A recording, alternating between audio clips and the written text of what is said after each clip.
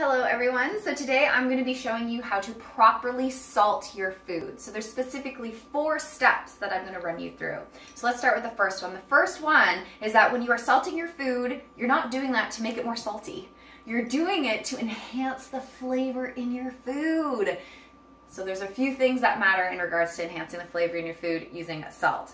Number 2, I guess our second point is the quality of salt matters. So I want you to focus on getting sea salt, so it has the minerals your body needs, or Himalayan pink salt, or kosher salt. Stay away from the table salt that's just going to make you dehydrated. So that's number 2, is the quality matters. Number 3 is that you want to salt at every step. So when you're beginning the cooking process, let's say you got onions in the pan, you want to salt those onions to start the process of bringing that flavor out of the onions. And then as you kind of salt all the way through your dish, at the end, a big part of it is wanting to salt a little bit of it before you serve it. So let me show you how it is to make sure that you get the right amount, not too salty and not too bland.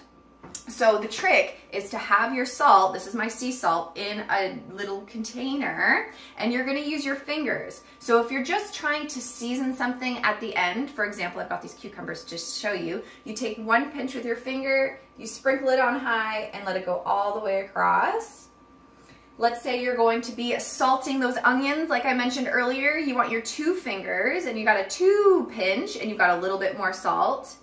Or if you're gonna be salting, let's say water, if you're gonna like be boiling pasta or rice or something like that, you'll use your 3 fingers and you got a much bigger pinch of salt. But this is a much better way to regulate how much salt you're using so you don't oversalt or undersalt.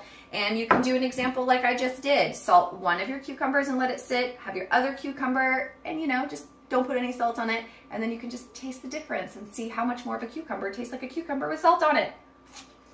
So that's how you salt your food properly. Enjoy.